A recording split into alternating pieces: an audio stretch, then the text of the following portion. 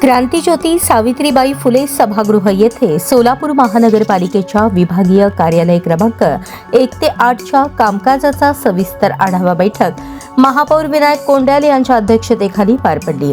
या बैठकीस उपमहापौर ज्ञानेश्वरी देवकर, सभागृह नेते नरेंद्र काळे, अतिरिक्त आयुक्त संदीप कारंजे, उपायुक्त आशिष लोकरे, सहाय्यक आयुक्त शशिकांत भोसले, सहाय्यक आयुक्त गिरीश पंडित, सहाय्यक आयुक्त मनीषा मगर, नगर अभियंता सारिका अकुलवार, कार्यकारी अभियंता सार्वजनिक आरोग्य व्यंकटेश चौबे, कार्यकारी अभियंता विद्युत राजेश परदेशी, नगरसेवक सिद्धेश्वर कमटम, नगरसेवक भारत सिंग बडूरवाले तसेच विभागीय अधिकारी उपस्थित होते। शहरातील विविध मूलभूत सुविधांबाबत नागरिकांकडून प्राप्त होणाऱ्या तक्रारींचा यावेळी सखोल आढावा घेण्यात आला। बैठकीत विशेषतः रस्ते दुरुस्तीच्या प्रलंबित कामांबाबत चर्चा करण्यात आली। अनेक भागात खड्ड्यांची समस्या आहे, ते दुरुस्त करून नागरिकांना दिलासा द्यावा असे निर्देश महापौरांनी दिले।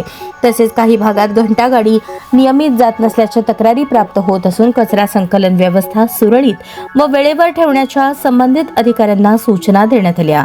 शहरातील काही भागात वेळेवर पाणी पुरवठा होत नसल्याच्या तक्रारींचीही दखल घेण्यात आली। पाणी पुरवठ्याचे योग्य नियोजन करून निश्चित वेळापत्रकानुसार पाणी देण्यात यावे, गळती दुरुस्तीची कामे तात्काळ पूर्ण करावीत आणि अनियमिततेबाबत जबाबदारी निश्चित करावी असे निर्देश देण्यात आले। याशिवाय ड्रेनेज लाईन तुंबणे, स्ट्रीट लाईट बंद असणे, मोकाट जनावरांचा त्रास, पथदिव्यांची देखभाल, उद्यानांची स्वच्छता, नाले सफाई, डास निर्मूलन फवारणी तसेच सार्वजनिक शौचालयांची स्वच्छता आदी मुद्द्यांवरही चर्चा झाली।